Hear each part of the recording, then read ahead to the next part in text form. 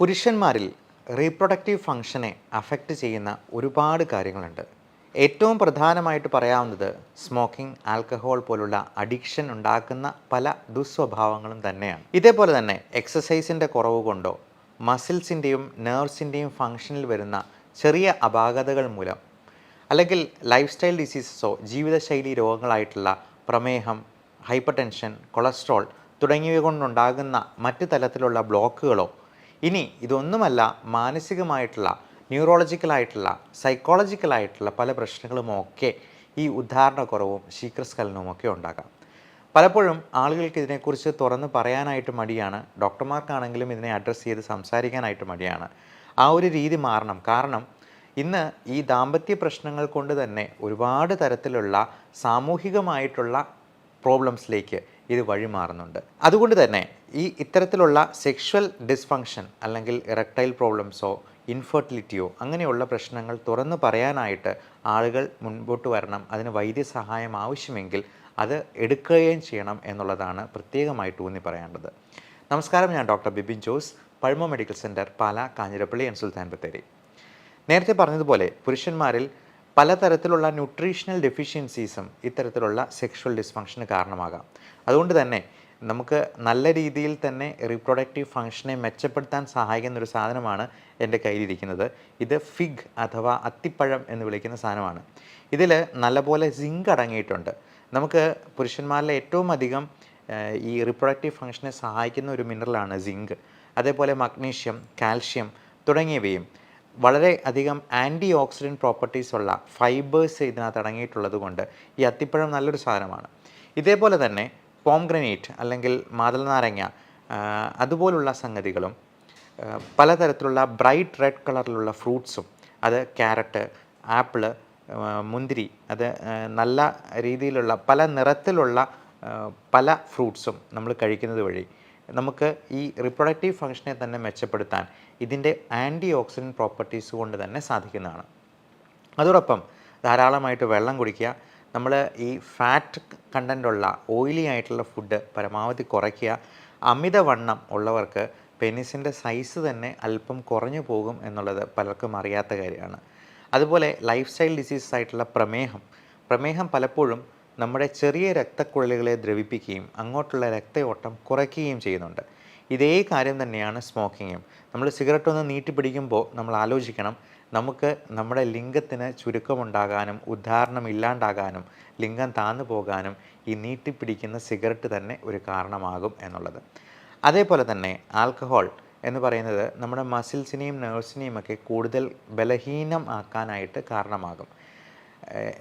ഇതിൽ പറയേണ്ട ഒരു കാര്യമാണ് കഞ്ചാവ് ഉപയോഗിക്കുന്നതുകൊണ്ട് വേറെ പ്രശ്നങ്ങളൊന്നുമില്ല, അതിന് പുകയില്ല, അത് ഗോ ഗ്രീൻ എന്നൊക്കെ പലരും അതിനെ അഡ്വർടൈസ് ചെയ്ത് സംസാരിക്കാറുണ്ട്. പക്ഷേ ജനിതക വൈകല്യമുള്ള കുട്ടികൾ ജനിക്കാനായിട്ടും സ്പേം കൗണ്ട് കുറയ്ക്കാനായിട്ടും ഈ സ്പേമിൻ്റെ മോട്ടിലിറ്റി, അതായത് അതിൻ്റെ ആ അനക്കം അല്ലെങ്കിൽ മൂവ്മെൻറ്റ് അതിനെ ഹനിക്കാനായിട്ടും ഈ കഞ്ചാവിൻ്റെ ഉപയോഗം ഒരു വലിയ കാരണമായി മാറാറുണ്ട്.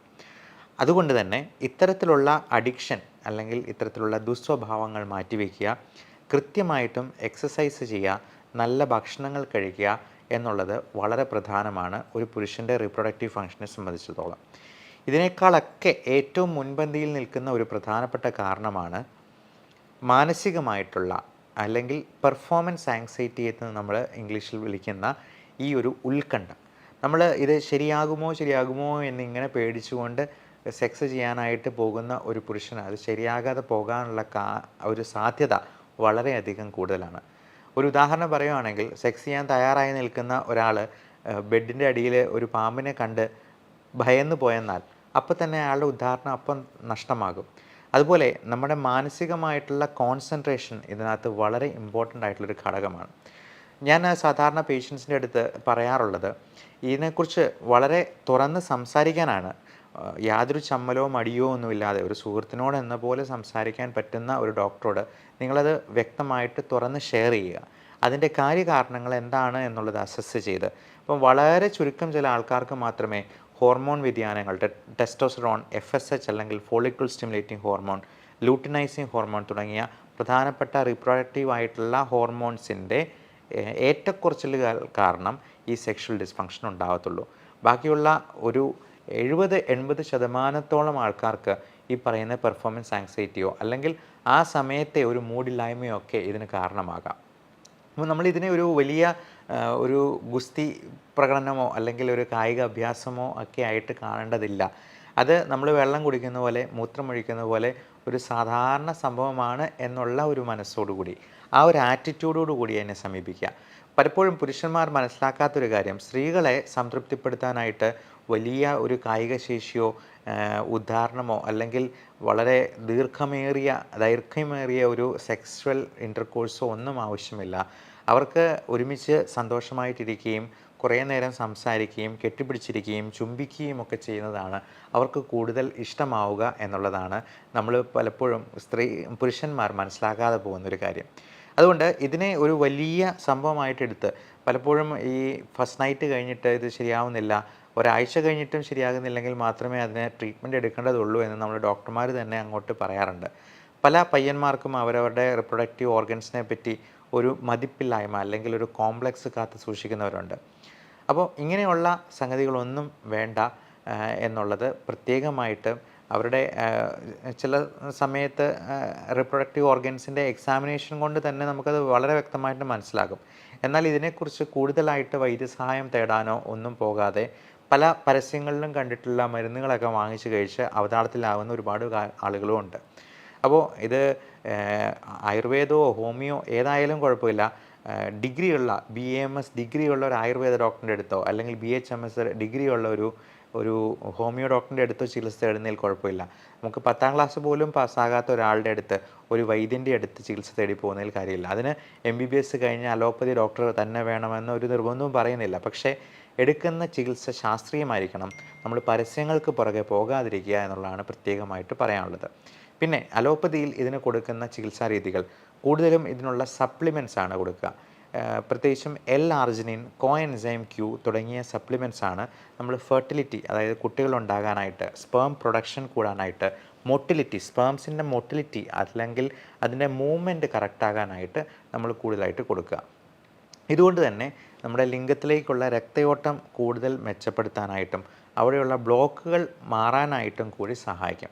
അതുകൊണ്ട് തന്നെ ഹാർട്ട് അറ്റാക്ക് പോലുള്ള പ്രശ്നങ്ങളോ അല്ലെങ്കിൽ സ്ട്രോക്ക് പോലുള്ള പ്രശ്നങ്ങൾ ഉണ്ടാകാൻ സാധ്യതയുള്ളവർക്കോ ഒക്കെ ഈ L-ആർജിനിനും കോഎൻസൈമും ഒക്കെ കൂടുതൽ ഗുണകരമായിട്ട് വർത്തിക്കും. അതേപോലെ വൈറ്റമിൻ E, omega-3 തുടങ്ങിയിട്ടുള്ള സപ്ലിമെൻറ്റ്സും ഇതിനോടൊപ്പം എടുക്കുന്നത് വളരെ നന്നായിരിക്കും. നമുക്ക് ആവശ്യമായിട്ടുള്ള മറ്റ് മിനറൽസ്, വൈറ്റമിൻസ്, പ്രത്യേകിച്ചും കാൽഷ്യം, മഗ്നീഷ്യം, സിങ്ക് തുടങ്ങിയ മിനറൽസും vitamin A, C, D3, vitamin B complex തുടങ്ങിയിട്ടുള്ള വൈറ്റമിൻസും ഇതിൻ്റെ കൂടെ സപ്ലിമെൻറ്റ് ചെയ്യേണ്ടത് അത്യാവശ്യമാണ്. നമുക്ക് പ്രത്യേകിച്ചും കൂടെ ലൈഫ് സ്റ്റൈൽ ഡിസീസസ് ആയിട്ടുള്ള ഡയബറ്റീസ്, ഹൈപ്പർ ടെൻഷൻ, കൊളസ്ട്രോൾ ഒക്കെ ഉണ്ട്, ഒരു 50 വയസ്സിന് മുകളിലുള്ള ഒരാളാണ്, പ്രോസ്റ്റേറ്റ് ഗ്രന്ഥിക്ക് വീക്കം ഉണ്ടാകാൻ പുരുഷന്മാരിൽ വളരെയധികം സാധ്യതയുണ്ട്. മിക്കവാറും പുരുഷന്മാർക്ക് ഒരു 60-70 വയസ്സൊക്കെ ആകുമ്പോഴേക്കും പ്രോസ്റ്റേറ്റ് ഗ്രന്ഥി വീക്കം വയ്ക്കും.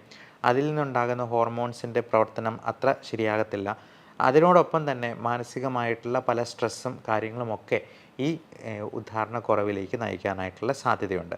അപ്പോൾ അങ്ങനെ വരുമ്പോൾ നമുക്കിതിനുള്ള സപ്ലിമെൻറ്റ്സും കറക്റ്റായിട്ടുള്ള ട്രീറ്റ്മെൻറ്റും എടുത്തെന്നാൽ തന്നെ ഇതുകൊണ്ട് ഒത്തിരിയധികം നമുക്ക് ഈ റിപ്രൊഡക്റ്റീവ് ഡിസ്ഫങ്ഷനെ ചികിത്സിച്ച് ഭേദമാക്കാൻ തന്നെ കഴിയും.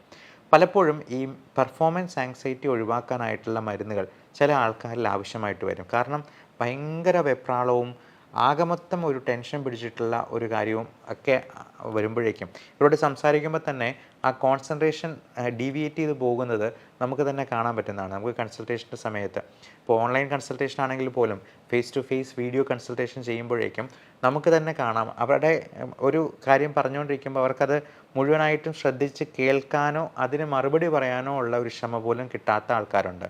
അപ്പോൾ അങ്ങനെയുള്ള ആൾക്കാരിലൊക്കെ ഈ പറയുന്ന ഇറക്ടൈൽ ഡിസ്ഫങ്ഷൻ, അത് റിപ്രൊഡക്റ്റീവ് ഡിസ്ഫങ്ഷൻ മാത്രമല്ല മറ്റ് പല പ്രശ്നങ്ങളും, ഉദര സംബന്ധമായിട്ടുള്ള രോഗങ്ങളും, ഇറിറ്റബിൾ ബൗൾ സിൻഡ്രോം പോലുള്ള മെൻ്റൽ സ്ട്രെസ്സിൽ നിന്നുണ്ടാകുന്ന പ്രശ്നങ്ങളുമൊക്കെ പലതരത്തിലാണ് ഈ പറയുന്ന ആങ്സൈറ്റിയും ഡിപ്രഷനും അതുപോലുള്ള മെൻ്റൽ ഇൽനെസ്സും ഒക്കെ നമുക്ക് മാനിഫെസ്റ്റ് ചെയ്തു വരിക.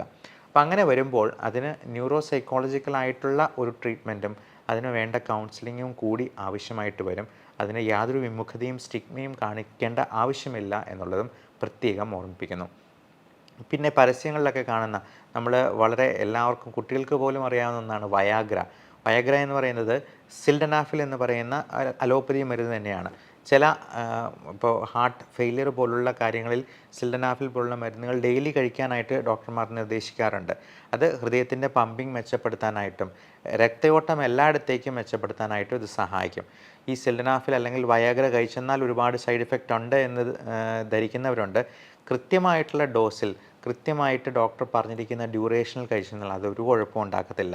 എന്നാൽ സിൽഡനാഫിൽ പോലെ എന്നാൽ അത്രയധികം പ്രശ്നങ്ങളില്ലാത്ത സൈഡ് ഇഫക്റ്റ് ഇല്ലാത്ത മറ്റ് പലതരത്തിലുള്ള ടെഡലാഫിൽ പോലുള്ള മരുന്നുകളും അവൈലബിൾ ആണ്. അത് പലപ്പോഴും ഓറൽ സ്ട്രിപ്സ് ആയിട്ടോ അല്ലെങ്കിൽ നമുക്ക് അത് ഒരു സിറപ്പ് പോലെ നമുക്ക് പാക്കറ്റിൽ നിന്ന് പൊട്ടിച്ച് കുടിക്കാവുന്ന രീതിയിൽ പെട്ടെന്ന് തന്നെ എഫക്റ്റ് ഉണ്ടാകുന്ന രീതിയിലുള്ള മരുന്നുകളായിട്ടുമൊക്കെ അവൈലബിൾ ആണ്. ഇതിനെക്കുറിച്ച് നിങ്ങളെ ഡോക്ടറോട് ചോദിച്ച് മനസ്സിലാക്കുക. ഇത് തുറന്ന് സംസാരിക്കാനായിട്ടും ഇതിന് ചികിത്സ തേടാനായിട്ടും യാതൊരു വൈമുഖ്യവും കാണിച്ചുകൊണ്ടിരിക്കാതിരിക്കുക. എല്ലാവർക്കും നല്ല ആരോഗ്യം ആശംസിക്കുന്നു. Love and regards doctor Bipin Jose, Pulmo medical centre, Pala, Kanjirappally and Sultan Bathery.